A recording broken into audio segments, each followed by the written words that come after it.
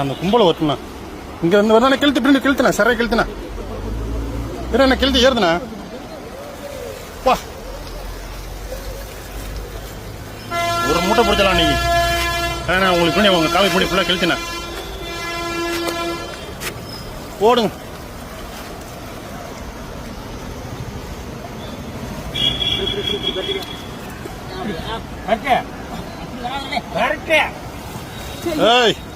வித்தியாசமே பெரிய வித்தியாசமா தான் இருக்கும்.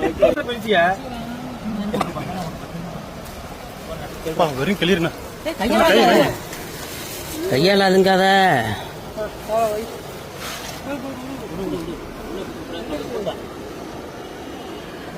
அவ்வளோதான்.